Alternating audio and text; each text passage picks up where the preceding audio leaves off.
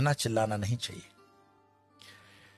हो सकता है कि पाकिस्तान से ये बात आती हो कि भारत को जो है कन्वर्ट कर लेंगे गजवाए हिंद, पर गजवाए हिंद करने की जरूरत ही नहीं पड़ेगी। कुछ सालों के अंदर वैसे ही उनकी पॉपुलेशन बढ़ जाएगी। आज इंग्लैंड और लंदन की स्थितियां देखते हो, शरीयत का कानून लंदन में लग रहा है, ऑस्ट्रेलिया में स्थितियां खराब हो गई है, जर्मनी में खराब हो गई। ये बहुत अच्छी स्ट्रेटेजी है इस्लाम की कि वो अपने एक्सेस पॉपुलेशन को दूसरे देशों में डेमोक्रेसी की आड़ में बेच देता है, बाद में वहां पे शरीयत का कानून लगवा देता है, लेकिन अरब कंट्री के अंदर कोई भी रेफ्यूजी नहीं रखा जाता है। मैं एक रिपोर्ट देख रहा था बीबीसी की, शायद बीबीसी की रिपोर्ट थी, जहां पे सऊदीया का जो वर्टिकल शहर बन रहा है उसमें कई गांवों के लोगों को मरवा दिया उसने, ऐसा आरोप है उन पर। तो वहां तो मस्जिदें हटाने में भी वो सोचते नहीं है, और यहां पर हिंदू भीख मांग रहा है कि जरा मुझे कृष्ण का मंदिर दे देना, जरा मुझे ये मंदिर दे देना। हमारे साधु संतों ने जो समाज के लिए काम किया, समाज उनके साथ भी नहीं खड़ा है। क्या आपको पता है कि आयुर्वेद के नाम पर भारत देश के अंदर जो फार्मेसी काम कर रही है वो मुस्लिम द्वारा चलाई हुई भी कई फार्मेसी हैं, और उनके 500 प्रोडक्ट्स हैं। रामदेव को सपोर्ट नहीं करने का कारण यह भी है। हमदर्द का एक टॉनिक है सिंकारा, उसको प्रमोट करते हुए कम्युनिस्ट पार्टी के कुछ नेता कहते हैं कि यह शक्तिवर्धक है। उनको पूछो तुम्हें कैसे पता चला यह शक्तिवर्धक है, कोई लेबोरेटरी टेस्ट है?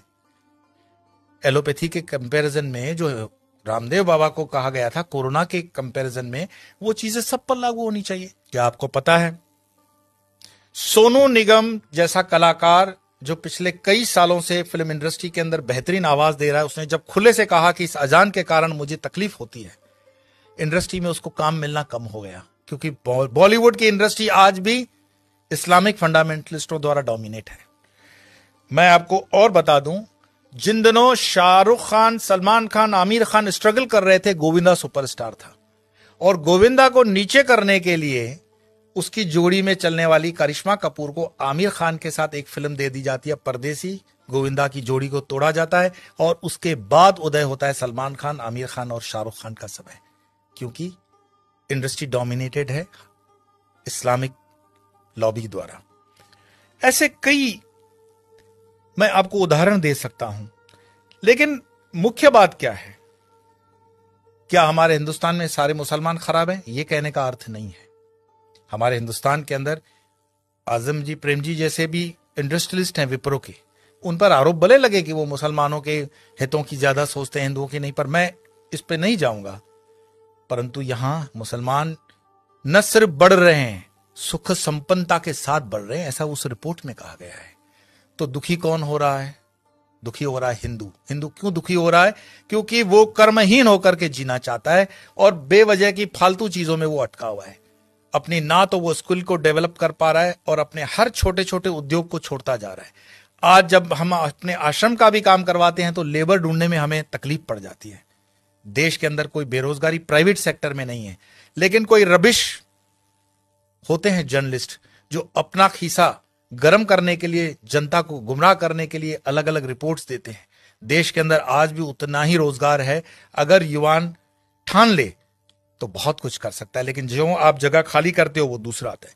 गुजरात के हाईवेज पे एक पूरी होटल्स की चेन है, वो चेन चलाते हैं चेलियास कम्युनिटी के लोग। चेलियास मुस्लिम कम्युनिटी है और उनकी इतनी यूनियन होती है कि उसमें दूसरा कोई होटल नहीं खोल सकता हिंदू। मैं पूरे गुजरात हाईवे की बात कर रहा हूं, नेशनल हाईवे नंबर 8। साल में सिर्फ 2-3 दिन ये होटलें बंद होती हैं। आपकी ताकत नहीं है कि इस इलाके में कुछ काम कर सको, और उनके होटलों के नाम जो रखे जाते हैं इतने मिसगाइडिंग होते हैं कि आपको पता भी ना पड़े कि ये हिंदू की है कि मुस्लिम की है। होटल का नाम होता है भारत, नव Gujarat, Tulsi, Kabir, Jai Hind, Sarvodaya, dine in, dine out. किसको पता पड़ रहा है ये इस्लामिक माइंडसेट की होटल है? लेकिन सारे ट्रक ड्राइवर जानते हैं ये अपने वाले की है। लेकिन हिंदू को इतना बुद्धि नहीं होता कि ये किस होटल में जा रहा है, क्या खा रहा है, क्योंकि जीवन भर हमने हलाल खाने के लिए ही ठेका ले रखा है। हिंदू को इतना स्वाभिमान नहीं है कि वो कह दे कि जो मैं खान पान खाता हूं तो मेरे प्रोडक्ट पर तुम लोग सात्विक, राजसिक या तामसिक का लेबल लगाओ।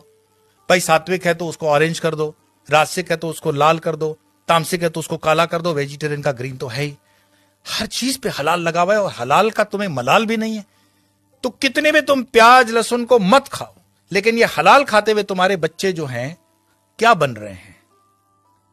ये जिहाद करने की जरूरत पड़ेगी नहीं उनको। ये साधु संतों को भी सोचना पड़ेगा कि तुम शेर को भी घास खिलाओगे, गाय को भी घास खिलाओगे, क्षत्रियों को भी घास खिलाओगे और ब्राह्मणों को भी घास खिलाओगे। हमने खान पान को बदल करके पूरे डीएनए सिस्टम को बदलने का पाप किया है, और जब इस पाप की हम ठीक से बैलेंस नहीं करते हैं तब तक इस पॉपुलेशन को ठीक करना बड़ा मुश्किल होगा। एक इंसान, ये वीडियो समाप्त करने से पहले मैं बता रहा हूं, एक इंसान जिसने अलीगढ़ मुस्लिम यूनिवर्सिटी का स्थापना किया था, सर सैयद, उसने सिर्फ ख्वाब देखा था पाकिस्तान बनाने का, कि एक ऐसा देश बन सकता है। एक टाइपराइटर और एक इंसान जिन्ना जिसने देश बनाकर दिखा दिया, और यह चीज इतिहास के अंदर दर्ज है। क्या पता ओवैसी जो कह रहा हो उसको हम सीरियसली नहीं ले रहे हैं। अगर शाहबानू केस कोर्ट का इधर उधर हो सकता है तो राम मंदिर का केस भी राहुल गांधी तो बोले थे कि हम कर देंगे, ऐसा उन पर आरोप है, प्रमोद जी ने लगाया था। हिंदुओं को जागना पड़ेगा। कोई शंकराचार्य फिर से आए ना आए इसकी कोई गारंटी नहीं है। शंकराचार्य जी की जयंती जन मनाने से सिर्फ इतना ही मैसेज मिलता है, उत्तिष्ठ जागृत प्राप्य वरानी बत, उठो जागो, अपनी जवाबदारी लो। कब तक दूसरों के कंधों पे रहोगे कि ये तुम्हारी जवाबदारी लेगा? और धर्म का काम चेतना जगाना है।